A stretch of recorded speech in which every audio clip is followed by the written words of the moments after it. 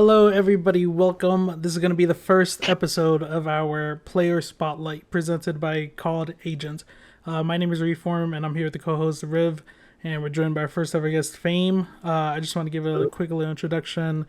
Quick shout out to the sponsors, which are going to be BR Paradox and our E-Zone lands coming up. And you're going to hear a little bit more about that later on. But for now, I'm going to throw it over to Riv and just let them start the show. All right, so we're here with Kev, Fame. Yes, sir. Himself. Really, actually, because you came from Xbox, right? Like that's kind of how you initially got into your group came from Xbox to PS4, didn't they? Yeah.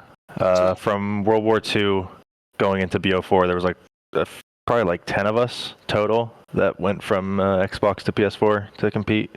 Got you. Is World War II like the first game that you played competitively to some degree? It's the first game that I played variant. So, yes and no. You played you play S&D and IW and stuff like that? Yeah, I did S&D and IW and BO3. I talked to so many people from the Xbox community back then. I feel like Xbox IW is literally just keyboarding and booting or something, was it not? Yeah. There's a whole lot of keyboarders. Yeah. All right, word. Did you come to BO4 at the beginning? Because I remember seeing you for Anaheim and stuff like that. Was that your first kind of event, or no? So my first event was Vegas in BO4, but okay. I was only teaming with the guys that I met on Xbox, and to be honest, the skill level wasn't really there as a team, so the placements weren't very good. And then I went to Fort Worth. I got top 48. That's terrible to me, but that was my best placement at the time, and I was like, okay, cool. And then Anaheim, I got with the guys I was with for a while, and that's where we start. That's where we started making some sort of waves. Got you. Yeah, it was because was Waterhead and Hunt from Xbox too? Waterhead was, Hunt no. Oh, okay. Word. So then obviously you kind of catapulted that into MW and stuff, and then teamed with those same guys, and obviously had that crazy run at Atlanta with Colton and Electric and Ty and them. Yeah. And I feel were you kind of when you came into MW, were you kind of just naturally really good at MW? Because I know you ended at MW with one of the highest Slayer rating or whatever as in North America, especially as a sub, right? Actually no. In MW I was more of an AR. I was a second AR. Yeah, that's right, you're AR. But yeah, when it came to MW, that was just kind of the first game that I felt like I was better than most people. Gotcha. Pretty naturally. In games prior, I was putting in time, and I saw the improvement. Mm-hmm. And yeah, I did finish the year with the highest player rating in North America, and the third highest in the world. Yeah, in Challengers. Pred and Hydra, I think. Yeah, Pred and Hydra were ahead of me. I don't. Yeah, sucks. That's a hell of a talent. Couldn't be number one. Right, but I remember because obviously you, Colton, all of them were kind of new to competing. But then, did you go straight from them to TCM and stuff like that? Yeah, it was. It was pretty quick after that. I got hit up by I think Juju. Okay. So I was me and Hunt were gonna team with Juju, and then we got hit up by Zinx. So we sketched on Juju after less than a day, and played with Zinx, and that Zinx team eventually turned into TCM, Noisy, myself, Diamond Con, and Katani. Yeah, I was wondering if because was Katani, is he an older player? I don't even know his kind of history, or kind of older. Yeah, he's been competing for a long time. He's just been kind of on the fringe of competing. I feel some years he just doesn't compete, and then other years he does. Yeah. So he's been in and out of the scene. Yeah, I was wondering if because I feel Pred and Hydra are just super freak of nature, natural talents. I mean, you still see it. I was wondering if it was TCM and Katani kind of being veterans, if they kind of helped to mold you into that better player, if it was just something where playing MW kind of just had you it was just your game type thing. Yeah, Tegan TCM did a lot for me, and also just teaming with players Katani and Diamond Con and Noisy, they made the game really easy for me. So even Noisy, I remember I played Noisy at the beginning of MW. He played those beta like headquarters things, and something. Yeah. He just seemed like he was like just new. He's just such a smart player. Like, I mean, obviously he still is, but like, Yeah, he's a really fundamental player. Yeah. So To put in a it made little my job easy. perspective, I remember when I played, even back then, Katani was already considered like a veteran.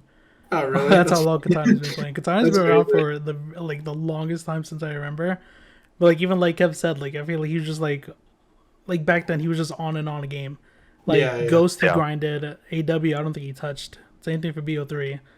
And then next time I saw him, he was like still just like on another top team, like he never left. That's funny. It's crazy. So obviously, like when Pred and Hydra, it's like they fried and then they kind of instantly got into like these situations where it was like all the league teams wanted them and stuff. Did you think like COD going from 5v5 to 4v4, like, I don't know, do you think you probably, if COD stayed 5v5, do you think you would have gotten the league off of MW, or do you think you didn't have like as much of like, I guess the placings and stuff off online and things like that? Probably, maybe just a sub spot if I had to guess, just because like yes, the statistics were there, but the placements weren't. Yeah. So maybe teams would have just wanted me on the bench, like as just in case they go, this guy can fry. But maybe he's not the perfect fit for the team that we want to start with. So yeah, probably just if at 5v5, I probably would have got some sort of offer. Yeah, that kind of like it really got so competitive in Cold War. I feel like the game itself like just really brought back like a lot of good players too. That made it probably harder transitioning and getting like a spot or whatever. But anyways, so what was like the situation where, because obviously you played Cold War and you had like really horrible internet, right? I mean, like you were just lagging. Living out in Kansas, going to school. I mean, the internet part sucked, but it was more just like my drive to play Call of Duty kind of changed. Gotcha. I mean, going to school, it was just more like, CCL. Like I'm gonna focus on CCL, focus on school, and then I can still play COD in like my spare time. Yeah, true. I feel like I remember like you're always just seem like you're on just some random pickup team for an elite qualifier, random pickup for your cup. I feel like, do you think that was like, was there any reason for that, or did it come down to your drive, or do you think that was like kind of the cause of you losing your drive was because of like, always all these pickup teams? A little bit of everything. Yeah. A little bit of everything. I mean, people that team with me for, if they were able to team with me for longer than like 2 weeks, they probably knew that I didn't really put forth the max effort as someone who was grinding in challengers. Gotcha. And yeah, just not being able to consistently stay on a team for longer than maybe a few weeks. I mean, that just fuels that lack of drive. It's just like, okay, well, I can't get a solid team that's gonna stick. It's just like, why am I even competing? Right. And there were times where like Noisy had to like talk me out of quitting. Mm-hmm. Like there were moments where I was like, okay, I'm just gonna chalk it and I'm just gonna focus on school and focus on CCL and just be done with it, and maybe come back to it later. But Noisy, Tyler, he kept me fighting. So I mean, I made Cold War AM champs, and with another pickup team. No, it felt like it was just pickup team left and right. I mean, I didn't think like you ended up playing with, obviously, like at the time, it was like you're taking a chance on them. But I mean, you played with Chris and like, was it Mikey or who? I don't remember. Yeah. But you played with them for like. I played with a lot of people in Cold War. There was a lot of people that I bounced around between, and I mean, it's nice because now I have those connections with people that are now like good friends. That's true. Because of that. But I wish I, found people and stuck as a team. Right, exactly. And do you think like a lot of teams kind of like, because I feel like so many teams even now, like it's like we just see a new roster every single cup or every single, I mean, obviously every single major it gets switched up, but it's like I feel like so many teams nowadays are basically playing with pickup teams. And I just feel like there's a whole nother level of like COD that they aren't like ever reaching by just playing with these pickup teams, playing a couple scrims, doing a few VODs. Like I feel like there's a lot of TA players that really aren't reaching their full potential because of it. You know what I mean? Yeah, absolutely. I mean, in challengers, everybody just wants to get on a team and that team instantly wins. Right. So they want that instant gratification on joining a team, when in reality you need to go through those hard times where you're gonna not win maps and scrims. You're gonna have a whole day of scrims where you just don't win a map. or you're gonna have like a tournament where you just don't play well and you don't place well. But like if you believe in those 3 guys or those 4 guys, if it was 5v5, if you like believe in those 3 guys that like okay, like we are good, like we see improvement every day, like you just should stick it out and see where it takes you. Yeah, I mean, I feel like maybe you haven't, like won the most, amount of elites or lands or whatever, but in terms of placing consistently at the top, like with GodRx and Panda over like the past 2 years, I mean, I feel like that just speaks for itself in terms of like kind of the system that you can develop by, actually sticking it out and like just continuously learning. I feel like there's so many like small stuff that doesn't actually get like touched at all because of all the roster changes and stuff like that. Yeah, no, it's nice being able to stay on a team that has stuck for basically 2 full seasons. Yeah, exactly. I mean, I started teaming with Casey and Adam right before Minnesota in Vanguard, and then, we're almost towards the end of the year of this game, and I'm, still with them, still grinding, still fighting with them, so it's really nice. It's really nice. It's crazy. I don't know, I feel like, I guess it's hard because of how, like, inconsistent people seem to be, but I feel like the inconsistency really does come from like if you actually do have that set team where you can just continue to grind it out and stay at like that top 6, top 8 range or something, like always qualify for the elites and stuff, I feel like that's when you really will find like growth as a player, while like other people, I don't know, I just really think people really hurt themselves by just team hopping over and over hoping for a miracle. I feel like you don't learn how to play Call of Duty when you're just jumping from team to team so quickly. You're just like playing your style of game and hope that your 3 teammates match that style. Right, have a similar style that just kind of clicks or whatever. Yeah, exactly. Oh, it's definitely crazy. Well, anyways, so now, was the end of Vanguard, you ended up getting that sub spot for Minnesota, right? Yeah, it was end of the year. It was right before Major 5 in New York. Gotcha. Did you move there like right then, or was it not till like this year? No, I moved here to Minnesota right before this season started, so early October, late September. Gotcha. You think like, I assume like, do only you live here in Real, I guess, or does live in a just me and Real. ROKKR has like the main teams in Texas. Oh, okay. Better ping. They're closer to everybody. So that's true. So you just kind of like. So wait, what is even over? It's just like you're kind of like a content place, or what else is there? I mean, this facility. There's 3 scrim rooms. There's little streamer pods, and then there's obviously everyone that works for version 1 and ROKKR. They're here. They have cubicles and desks and whatever. So, but for Call of Duty, it's just it's me and Real, and then Joey Nubsy pops his head in all the time. So that's nice. Do you think like actually playing in the facility and stuff? I mean, I guess you're at a facility in Ottawa technically, but do you think being here in the facility makes it like kind of easier to compete or whatever? Like, I feel like just treating it like a job, like actually getting to go and like, treat it like a job probably makes like the grind or whatever feel like better than just sitting at home or whatever. Oh yeah. Being able to go somewhere and play with Real, like just right next to me, and then having like people that I work alongside because they all work for ROKKR, like it's nice. It's a nice change of scenery instead of being at home just playing on your home setup. Right. It's really nice. Like you can just get like, I don't know, like if necessarily depressing or whatever, but like I feel like it's just like a cycle of just like getting out of bed, and people get out of bed at like 1 p.m. and then like take a shower and spawn into a scrim and stuff. I just feel like it's not like good for the mental. While like when you're in a situation like that, you get to kind of, I don't know, as I said, it's like you're legitimately going to work or whatever. You're going to work. You have a social life just because you're going to work. Like there's gamers who don't have a social life outside of Discord and TeamSpeak, right. and that's just because they roll out of bed at 1 o'clock right before the scrim and just hop in the scrim. Yeah. No, I definitely feel like it's got to just be better on the mental, just in general. Yeah, it is. It's nice.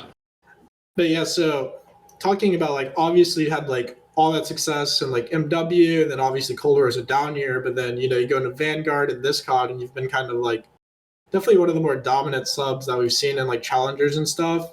And now I know that you're under like the subcontract for ROKKR. Do you think like maybe like if you wouldn't have taken the subcontract, getting like, you think it would have been worth getting like the pro opportunity, whether it was for like Legion or something? Because I feel like your placings and stuff have technically been better than some of like the people who, you know, are getting these opportunities.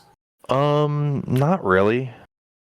I'm glad that I signed with ROKKR because it's just as an organization, I've only heard good things. Right. Like there's other organizations that do make changes in the middle of the season and they do pick up from challengers players, and that's a really good thing.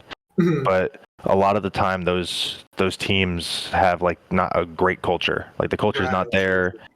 The organizational support isn't there. So I mean, being able to sign with an org that has that support and has that culture. I mean, I might not be starting, but you know, in case they need me, Yeah, and then no, exactly. I can show off my talent through that, and then That's true. And catapult myself into something. Like, you know, you're locked into a good sub spot. You can kind of do like, you know, you're very flexible in terms of roles, obviously, and like, Yeah, so you're just somebody that like them as an organization wants. So you kind of have that like security blanket for like a job and stuff. For like, you know, I feel like it's probably hard for like people who kind of like get these opportunities and they just have to like basically pick up and travel and then like live somewhere for a month, try and play their best COD, and then like yeah. they just get dropped off and have to go back home and things like that. I mean, I definitely feel like that's hard, but I was just wondering if you thought like maybe, you know, if you didn't take that offer, even if you know, just getting like a Legion or a London offer, maybe, you know, you drop a 1.2, show off your talent, and it's kind of like you're in the pro league. But I mean, I guess like I feel like ROKKR and stuff is very like, it's got to be one of the best orgs out there in terms of like content and things like that we have in the COD scene right now. Yeah, I mean, I only have the experience from ROKKR, but from what I've heard from people who used to play for ROKKR, the player support is kind of unmatched. Right. So it's nice to be signed to this organization. Right. No, it definitely seems cool. Yeah. And I mean, obviously, I don't know like what the deal is with, you know, the ROKKR Electrify Steel stuff, but I mean, that seems like cool, like taking on like a challengers org. Like, I don't know what the direct benefit is for both of them, but like I feel like it's cool taking on like an organization that really supports challengers and kind of combining into one big thing. Yeah. What's like Electrify Steel's like kind of place at ROKKR? Do you really know, or kind of? I mean, it's all about the academy team. Oh, okay. All about us. So I mean, they were sending out like a content guy when we were all in Minnesota doing content, and they had a content guy out there, and then they had content guys at the event, and they just want to be a part. They want to be a part of like a team that can tell a story. Okay, so they were like, oh, you can keep going. I know you're good. You're good. Oh, I was just saying, so they're like ROKKR basically kind of like hires them to kind of act as like, that's like their department is now the challengers team, and then they're kind of around to like, you know, tell your story, I guess you could say. Yeah, yes and no, but you got the gist of it. I can't really go into every detail about it. So I was just wondering, like, it seemed like a cool move. Like, I feel like it'd be kind of good if like more. I feel like that's beneficial in general because like they're getting content out on you guys, and it's really highlighting you guys as an academy team. I feel like more organizations could like, you know, partner with Decimate or whatever, who's been in the scene for a while now, and these other orgs that have been in the scene, and really kind of get like, I don't know, these consistent like partnerships going to where there's more academy teams that feel like more official. Absolutely. No, if that's what it takes to have academy teams, I feel like challenger organizations would be, you know, going absolutely crazy over those 12 spots that are available to, you know, right, definitely try and help sponsor a team. Yeah, I mean, I feel like because right now it just feels like the return of value for an organization right now is so minimal in challengers that it's like creating that, you know, kind of a direct path where you like are instantly partnered with, you know, like a big, you know, an actual CDL organization or whatever. It's like if they had that, I feel like we would see more orgs come out and really, I don't know, try and fight for these CDL spots almost. Absolutely, yeah. I think that'd be cool. All right, so the past two majors, you got second at both, coming from winners finals. I actually I haven't I guess because I never watch I don't know, whenever they're doing the map veto stuff. What's like your actual veto advantage coming from winners? You get to veto one control. Oh, okay, and the other two controls are the ones that are played. Yeah. Other than that, I mean, you do get a good sight on a lot of the maps, so that is an advantage. But I'd rather have warmed up. I'd rather be a warmed up team playing on bad side than definitely than a team that's been sitting there for 5 hours only able to shoot so many bots. Right. I mean, it's just shooting bots. It's a different. Yeah, you're sitting there shooting bots for 5 hours. You just get tired of that, and you're just not in the right headspace. You need to try and just like focus up on the match. Yeah, It's hard to lock in on a match when you're sitting there for 5 hours. No, definitely. I mean, aren't like CDL teams kind of experiencing the same? Isn't it pretty much the same thing over there too? I mean, for the most part, yes. But there's a lot of teams that, I mean, when they are waiting, they have teams to scrim against. Yeah, true. Are you never able to like get involved in that? I was just wondering. I was thinking that the other time, like if there's ever like a pro team that you could scrim, or even like I don't know, maybe a challengers team that's nice enough or something like that. I mean, if there was a challengers team nice enough to scrim us, they never reached out to us about that.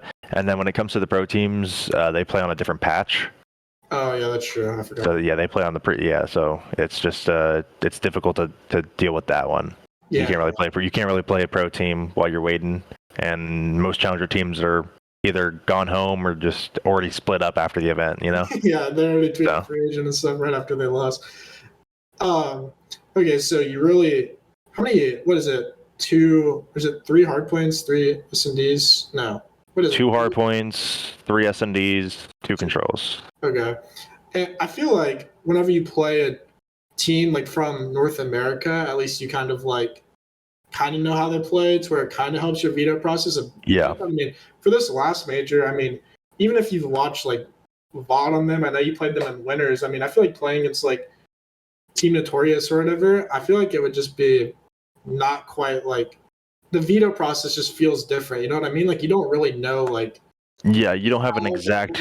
Yeah. You don't know what maps that it's like, oh, we scrimmed them. They always beat us on this map, or we always beat them on this map, so they're probably going to veto it. Yeah, against them, it's just like, okay, well, what map don't we want to play? Right, exactly. And hopefully we pick the one that they're good at. Right. For all you know, they might be 17-0 in Fortress Control, and you just pick it. Yeah, exactly. Yeah. It's something crazy. What do you think like should be the format? Like, do you think it just go back to 2 best of 5s, or like either 2 best of 5s or a best of 9? Word. I feel like if you play a best of 9, it really shows who the better team is, because you have to go through that deep of a map pool. Right. And I mean, and then the team from winners usually has that advantage because they get to veto the only map, so they get to decide what 2 controls are played. Like that's a better veto than just everyone vetoes a hard point, everyone vetoes a search, and then you get a control veto. If you get to play every map, then I mean, I feel like the better team will win 99% of the time. Right. Now, Reform brought up something crazy that like you guys actually won map count versus them technically, like in theory, like you won 6-5 map count versus them in theory. In theory, yeah. In theory, yeah, we did. That's just crazy to me. Did you because you went down 0-2 to them, right? Yeah. Did you also go down 0-2 to Dan and them, or no? We won map 2. We lost map 1, won map 2, won map 3. They won map 4. We won map 5. They won 6 and 7. Yeah, it feels like after those initial couple maps, you really start getting in the groove or whatever. So it'd definitely be nice. Yeah. I don't know. I think that process is dumb. It's just like, have you ever really thought about like, have you ever talked to your team and just thought like, do you guys think that we should really just like throw this winners finals match? Like, was that ever a discussion at all, or no? I mean, it's more of a joke for us. Yeah. It's like, like we're playing winners finals tomorrow. Like, let's just not show up and just, yeah, just load into losers, be ready to go. But I mean, realistically speaking, like, it's probably like 1,000, maybe a couple thousand per person that you're losing out on if you get third. But I mean, like, I feel like could be technically worth the gamble if if you're willing to make that gamble. I'd personally make that gamble with how the system works. Right. But I mean, at every event, the team from losers won, except for Rally, where LEG Academy won. But LEG Academy was the best team. Right, they're the best team in challengers, and they were probably like a top 10, top 8 team in the world. In general, they didn't. So they were like 7-2, and I don't know actually what they went, but they did hard points like after when they got picked up and stuff. Yeah, they had a really good, well, just in challengers alone, like at that event, they only lost like 4 maps. Right. At that event, or maybe it was like 5 maps, and 3 of them were to a pro team. No, I remember. Or whatever the stat exactly was. I forget the exact stat, but they lost more maps to pro teams in those 2 series that they played than they did to AM teams the entire tournament. No, I talked to Joe. I remember I talked to Joe after that, and I guess somebody had asked him if like he was so excited because he won his first major, and it was like they were so prepared that it was like, nah, honestly, I didn't really feel dopamine about it because it was like they were so prepared that it was like they should have won the major. It was like if they got anything less, if they got anything less, it's a failure. Yeah, exactly. And that's exactly how I feel after losing Boston and Texas. I feel terrible. Definitely. No, that would suck. I just think like I don't know. They definitely have to change that system. I feel like it's so bad. It is what it is. We'll see. We'll see if they change it. I don't know why they changed it to begin with, though. Like why the best of 5 system wasn't good. I guess too many maps. Maybe it took too long. I guess probably couldn't fit it in. Yeah, I'm not 100% sure what the issue is, but you know they're slowly working on it. It got a little bit better from Boston. Boston, it was really bad, and then I mean Texas is a little bit better because we played winners finals that Sunday. Yeah. So, I mean maybe by Toronto, we're just going to be in business, and it's going to be just like a perfect schedule. There you go. We'll see. One can only hope. I got really one last question. Okay. There is 50 duplicates of Herbie, right? And you're in a Coliseum-sized gladiator pit. Okay. How many Herbies can you take down in a one-on-one fight before you just have to give up? Any weapons? No weapons, just bare hands. I mean, he's old. He's kind of stubby. He's old. He's old and stubby. Yeah. But he is built. I mean, I've seen him in person. He's built. That lower body. He's built. Oh, he can grab. Yeah. I'll take down 12 Herbies before one finally gets me. I respect that. That's a good answer. All right, yes, sir. That's really all that I have. If you have anything that you wanted to bring up or anything like that. Riv, I got one for you. How long do you think you could survive if you get to fight waves of second graders with an 8th grader spawning in every 3rd wave? Waves of second graders, 8th graders. I don't know, bro. Like, I tried doing cardio the other day, and I mean, we're talking like 10 minutes on the treadmill, and I mean it was getting rough. So I mean I just think from a cardio aspect I could probably how often are you saying the 8th graders are spawning in? Every other 3 waves. Every 3 waves. Yeah, every 3 waves. And wait, you mean like just 3 second graders and an 8th grader? Yeah. No. Sure, okay. Yeah, that's fine. I don't know, bro. I could probably take down like probably only like 20 second graders and like 3 8th graders, bro. And then I'm just gassed, and they're just gonna. Oh yeah, you're burnt out, man. Yeah, they're just gonna start swarming me. Yeah. You need some Gatorade. Just a few minutes or.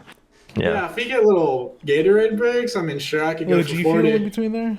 Yeah, there you go. I could probably go for 40 then or something, but I don't know, bro. I gotta hit the gym more. Get that cardio up. No, I do have a question for Fame. Okay. Fame, like bringing it back to the Texas Major Open. So I wanted to like quickly just bring up the whole situation with like Marky B having to sub in because I think it was who was it, Neptune or Spart? They were in the middle of the challenger match. Well, both of them. Both of them were, yeah. So like, I mean, like obviously that's a situation, and it's like it was just really just like a bad timing situation. But like, what would be the solution to that? Because you can't just say like you can't just do what MW did where the substitute just wasn't allowed to compete in challengers because obviously they're just getting no reps. But it's like if you put them in challengers, then we come up with a timing situation like we saw here. I mean, that's a difficult question. I mean, they had 2 subs, but I mean, obviously both are busy. So it would be either like one of the matches has to wait. Right? Yeah. Yeah. And I feel like when push comes to shove, the CDL match is not going to wait. So the challengers match has to either wait or they have to forfeit, which is a terrible thing. But given the circumstances, you kind of have to do it. Yeah. I mean, let's say it happened with ROKKR, and they're telling you, like, Kev, it's either you got to forfeit your challengers match so you can spawn in, or like Joey Nubsy spawn in. Like, what do you do? There's no way in hell I'm letting ROKKR play with Joey Nubsy. That's true. I think my team would understand. They'd be like, "Oh, Joey's gonna play. Oh God, please go spawn in. We'll just wait in losers. We'll be fine." That's true. I guess that matters too from like the winners and losers perspective. But I don't know. I feel like obviously I don't know Sparta and Neptune's relationship with LIG, but it's got to be like hard and stuff. Like just being obviously they're on the sub spot and stuff, but just like chalking whatever chemistry you had with your current academy team to forfeit the match and then play. It's a difficult situation. It would definitely be difficult, but I mean, I feel like as an academy team, you kind of understand the role as like what the substitute player has to do. Like your main priority is the actual CDL team. Mm-hmm. So, I mean, at least that's how I feel, and I feel like my teammates understand that. Yeah. That if the CDL team needed me, it's just like, okay, that's it. Boom. The CDL team needs me. That's my priority. That's why I'm signed, is because the CDL team might need me. Right. I was wondering if maybe like, I don't know, maybe there'd be a world where it's like, maybe like older pros who like kind of like maybe like people like Chino and like Slack and like Apathy and people who like played professional or something got on these spots where it was like not so drastic for the idea of them to like play a pro match but not have to like worry about challengers too much. Because I just feel like definitely sitting there when you're like, I don't know, 20 years old and you have to sit there and just watch the matches in MW would definitely just be a heartbreaker. I mean, actually talking to Tish and stuff, it's like I feel like you just lose so much stock by not even being able to play. Yeah. No, if I got offered a contract and I wasn't allowed to play, I would have to like really consider every option. It's like, okay, well, I have to be starting. Like there's no way I'm just gonna sit here and not play. Like that would, at least personally, I feel like if I wasn't allowed to play in challengers as a sub, I'd be heartbroken because I love competing. Exactly. No, I feel like people like didn't know that at the time going into MW, going into the CDL. They didn't know how like it would work out, obviously. Yeah, I don't think the CDL really had everything figured out for that first year. I think that first year was just kind of a learning curve for everybody. So, I mean, it's definitely better now. Mm-hmm. Do you think it should be like that though? You think there really should be a learning curve when, I mean, we've had professional events going on for, I mean, God knows how long since. Like, I mean, realistically, yeah, there should be some sort of learning curve. I mean, maybe it shouldn't be a whole year. Maybe it should just be like for like 1 or 2 majors. They're like, oh, like this has been an issue for 2 majors. We need to fix this. Mm-hmm. But it took them a year to do it. I mean, which sucks. But I mean, they eventually fixed it. At the end of the day, that's all that matters, is the fact that it is fixed and players can now play. Like, I don't even know if they would have known that it was a learning curve until after the situation. You know what I mean? Like something like that. Like it's not like and I guess it's not technically even. I mean, it is the CDL's fault for the rules that they had in place that made it kind of impossible. But I feel like they would just never know that like basically taking a year off COD would hurt people's stock as players so much. You know what I mean? It just got so it's like goes to like. I feel like the switch from 5v5 to 4v4 just makes it that much harder because it was like you had people who were at the top of the level in 5v5, got these sub spots, couldn't play, and then it goes down to 4v4, and it's like teams have to take a gamble on somebody who like literally couldn't really play COD for a whole year and see how they do. Yeah. So definitely I feel like that made it a little bit harder to. Well, but I mean, it's better now, so yeah, exactly. That's what I really care about. Is the fact it's better now, because if that wasn't fixed, I'd be up in arms. Yeah, I mean, honestly, though, Reform, you do have to realize that, like, I mean, obviously, yeah, we as a COD community experience like, big good events or whatever. Everything was ran well, but I mean, it was like a legitimate entire business switch. Like, it is a business trying to learn and trying to develop, you know what I mean? And I feel like realistically speaking, they had a lot of like decent ideas for their first year. Like the home series event seemed kind of cool because it was like kind of made it easier for challengers players to compete without, having to spend so much money to go to events because only like top two events mattered or something like that, I think. Yeah, your top 2 placements are the ones that counted. Yeah. So it was. Yeah, so I definitely applaud them for like trying out new ideas. Yeah. I mean, I wish we could have actually seen what a year with the home series would have looked like, because I remember on MW when the whole CDL launched, they released talked about pretty much like these CDL teams basically hosting like their own home events, so almost like their own locals, and it would have been like every other month or so. I mean, it sucks we didn't get to see a year like that, but I mean, I think that could have been definitely game changing and something Call of Duty has never really done before. Where having basically like their official league partners basically host their own X amount of events like every other week or so. Definitely would have been huge for just Call of Duty's infrastructure as a whole, just to get more and more people coming back every time. So it just kind of sucks we didn't get to see that. Yeah, that would have been a cool idea. I'm surprised they didn't try doing something like that after, but it was probably just, I don't know, probably a lot of factors went into it. I bet it was probably pretty expensive to do. Oh yeah, for sure. Just thinking about how expensive that would have been. But I think I was trying to refer more to like just I guess like competitive formatting. Like yeah, for example, like the winners, the grand finals being best of 7 instead of 2 best of 5s like it always should be. Or I get you. Not all 12 teams starting off in winners bracket or whatever it is. Yeah. I mean, I don't know. I'm kind of like indifferent on the idea. Like it definitely sucks, but I mean like they have to, I guess, provide some sort of incentive or I guess negative thing. Oh yeah, for sure. For like going 0-6 and a stage or something like that, like whatever it is. Yeah, I mean, God forbid somebody goes like 0-6 in the qualifier, and then major comes, they just have like a hot weekend. No, I'm not, bro. Fuck. I think you forgot about that. But Fame, I want to ask you, you definitely have seen a lot of players like switch over to a coaching role, a caster role, or analysis role. Do you think that's something that would ever interest you in the future, or what do you any long-term plans? I mean, no long-term plans. I'm kind of just living in the moment because Call of Duty can be so, like, snap of the fingers that there and it's gone. So just living in the moment, seeing where it takes me. After COD, coaching, I'm probably going to go back to school, obviously, just get my degree, compete in the CCL for those last couple of years, see if I can get another national championship, go to 2 rings. That'll be nice. But coaching is definitely something I'm interested in. Just being in like the front office role also is very interesting to me. Just being more managerial. So there's a lot of opportunities in esports and a lot of opportunities in Call of Duty as an esport.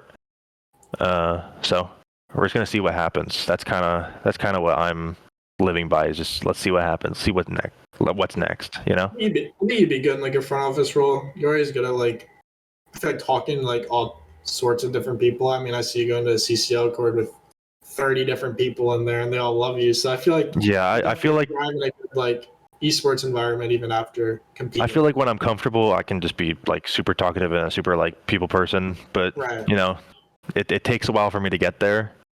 Sure. And we'll see. That's all I can say is we'll just see what happens. You have 2 more. Did you get your like? I don't know. I mean, I guess you technically don't get your AA unless you really want to get it, but you basically have like 2 years done from. I have 1 more semester and I'd have 2 years. Oh, okay, cool. Yeah. So we're almost there. We're about halfway through. So I wonder where the CCL is going to be like the next couple of years. I mean, they get some like crazy investors and stuff. They've been like really up in their content game, things like that. It'll be crazy to see if they really. I mean, the CCL content. The CCL content has definitely improved since I first joined the CCL at the very end of Modern Warfare to when I eventually left at the end of Vanguard. It's been like night and day difference in terms of content, in terms of production. So I mean, if they just keep going at the rate they're going, they hopefully will be the actual feeder into the CDL, because I feel like that's how it should be. Yeah. I feel like instead of challengers, it should be CCL. Yeah, I agree with that. I can agree with that. I mean, I feel like a lot of people like they're kind of upset about that, like especially like older people or whatever who competed. But I mean, it really is like, I mean, it's hard to go pro, and I know like obviously people don't want to like hear that idea, but I mean, it really is kind of like at some point when you've been competing for so long, people do just want younger talent. Like, let's be real. So it's, I mean, it's really like offering an opportunity for people to actually compete in COD, and it like you get something out of it at the end. Right, exactly. For a lot of people, competing in COD means they spend 4 years competing in COD consistently, like maybe working a job during the off season, working like a night shift or something, and by the end, like when they retire, they have nothing. There's no backup plan. And with the CCL, it's literally a built-in backup plan. Right. If you focus on Call of Duty while playing in the CCL, like cool, you can try and go pro, but you're getting your degree in the process. Right. And it gives a lot of players like time, like from 18 to like they're 22, 23 to try and get their degree and like try and go pro. Yeah. And if the degree comes first, that should just like be like a sign, like, okay, I'm done competing. I didn't get to go pro, but I have my degree. So okay, perfect. I just get to go into a job in whatever field I want. Yeah, no, it also helps out like what you said earlier, with a lot of players just basically, all they do is they wake up, scrim, go to bed, and like exactly. If they're like in a CCL program, like they obviously have other responsibilities because of the college. They get to be social functioning, adults, members of society, members of society. Yeah, they're exactly. I do think like that kind of has to come with. I mean, I feel like COD in general just needs an entire culture change right now. I mean, I just feel like so many people, I feel like we're kind of getting there, but so many people just are lazy, you know what I mean? And just, I don't know if like some of that comes down to maybe the 2 East scrims or whatever, just might just be early. I feel like it's the schedule of challengers and how challengers has been ran back in the day when people were competing for $500 at a LAN, and now you're competing for $50,000 at a chat just in the open, and you're playing online tournaments that are just as much money, and then the pros are playing for millions. Right, exactly. So like the whole culture of Call of Duty has shifted and become more professional, except for challengers, who's just been the same kind of degenerate schedule, and it only works for some people. If you're at the tip top and it can be your job, then you're good. Like that's your job. But for people who are placing top 32, top 16, or top 64, and not even placing, and you're still on that same schedule, like at the end of this, if you're going to continuously place like that, you're just being a degenerate. Right, exactly. It's hard. There is no future in that for you for those years that you are competing, and that's why you go to the CCL, man. That's why you go to college, get your degree. I really just think that like I don't know why it's not like this, but. Well, I guess like it should be like this. Just so many people care so much about like the ability to play a 437 or whatever the schedule is. Like I don't know why more people just don't chalk the two and just try and work a job or have a life before 4:30 and then come home and do it as like a hobby. To be honest, if I could, I would just completely chalk out the two and just play 437. And if you want to play like a late night scrim at 9 or whatever it is, 9:30, like you go for it. But not playing it too gives people, a chance to do stuff. Right. Or you do it the other way around. It's like you start really early and then you end at 4:30, or you end at 5. You just work a 9 to 5, and it's just gaming. Yeah. So, I mean, there's two sides of that coin, and you could be on either side where it's like it's better to be a degenerate, and it's better to wake up at 1 o'clock and roll out of bed, take a shower, and then boom, you're at a 2 East scrim. Right. And they think that's like the real way to play Call of Duty and the real way to improve. And there's other people who are like, no, that's just dumb. No, don't do that. And I'm one of those people. I'm one of the people that say, don't do that. Please don't do that. I just think they're definitely, I don't know. I heard that like, obviously I never really even like scrim like that, but I heard that like it changed like BO4 or something, like pros finally, they started making real money, and then they were just kind of things started getting official. Yeah, let's treat it as a job. And then they were doing the early scrims. So then challengers were like, oh, we got to do the early scrims too because they're doing it. And that just kind of started it's our life, regardless of how much income you're making. Yeah, I think MW was one of the first years that people started scheduling scrims in challengers. which is mind blowing to me since there's been an open bracket for X amount of years, but it took to like maybe BO4 MW to people to start booking scrims and having scrims set for the week. I'm sure there were people that were doing it all the time, but like my timeline back in the day, it was always filled with people just asking for a team scrim. And now I never see it. Yeah. And if I do see someone ask for a team scrim, I'm just like so mind blown. I'm like, what the hell's going on? Why are they asking for a scrim on the timeline? Like that's so out there. Serge, you competed back then, right?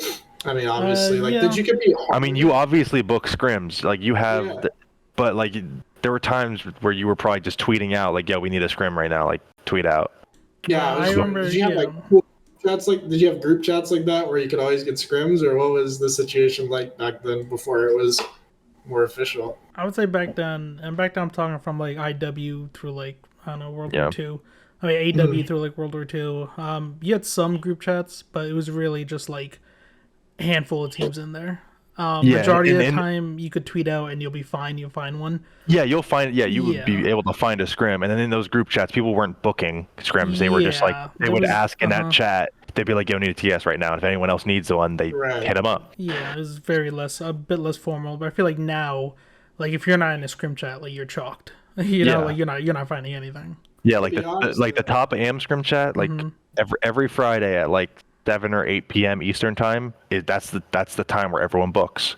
It's literally in the title of the scrim chat. It's called like Challengers Scrims, and then in parentheses is 8 East book. Yeah, and like on the topic of like mirroring, like I know like the top challenger players, top 8 teams have their own scrim chats. I feel like even teams like there's even like a top 32 scrim chat, top 64 team scrim chat.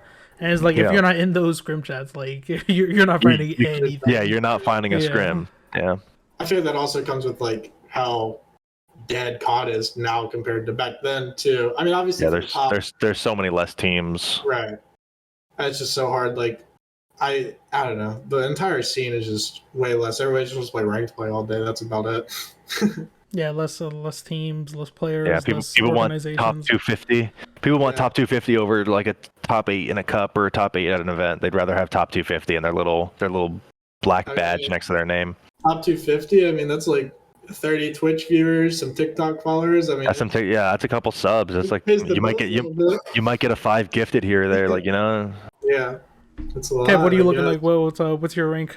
In rank play? I'm like 5,000 SR behind top 250. Okay. Yeah, I'm iridescent. So I'm feeling good. It's like okay, cool. Like I'm close, and I look at the leaderboard, and it's like, oh, I need to chalk scrims for the week and just play ranked play, and maybe I'll catch up. No, it's like not even worth it at this point. No, yeah. River, maybe next season. Still? What? I got 3 iridescent accounts. I'll have you know. Nice. 3? Yeah. All right, well, tweet out. We're a team of 4. Me, you, and you. All right, I respect it. Yeah, I had no idea the rank play season ends. Like I saw a little like notification that like ends in 20 days. Yeah, it ends with every battle pass. I'm pretty sure. Like it just like follows that same clock. That's crazy. Battle pass. Yeah. It's crazy that battle pass all comes from like Fortnite, right? Every game you see have a battle pass came from Fortnite, basically. Yeah, from Fortnite. I mean, it's a pretty good idea. I think it was Fortnite. Apex. I think Fortnite and Apex were like early. I mean, there's probably other games that did like a battle pass, like a seasonal thing. Yeah. But Fortnite popularized it. They made it, the thing to do. Did you guys see that? Did you guys see that? That new creator mode in Fortnite where people are playing domination. It looks insane. It does, right? I might start scrimming on Fortnite, to be honest. We'll see. That might be better. Yeah, we'll see. Yeah, they have like I know they have like first person mode. I think they said they're gonna add first person mode to the creator mode. Like you could we're about to be playing COD on Fortnite. That sounds fun. That sounds really fun. Like, I'm down. That's a little more Rust. Like you just build up to the top on Rust. I'm down to play like one cup this year on Fortnite. Everybody plays Fortnite and see who's the best Fortnite COD team. That'd be sick. I think that would be like a really fun tournament to host. That'd be sick. I'm just throwing out, Serge. I'm saying, I'm telling you. Once they put it out, maybe just like throw some feelers, see what people are thinking. For sure. That'd be cool, actually. Yeah, definitely be a crazy idea. But I think that does it for my questions, Riv. Yeah, I think we're good. I'm hungry. Need some food I can definitely grab some food right now. for sure. All right, Kev, that's going to do it for the first episode ever of the Player Spotlight presented by Call of Duty Agents. Big thank you to you, Kev. I really appreciate you taking the time out of your busy day to come join us for we were live for pretty much an hour. So Perfect. thank you Thanks for for that. having me. No problem. I appreciate you guys having me, man. Yeah, no problem. Thank you very much, Kev. All right, everybody, take care and good night. Good night.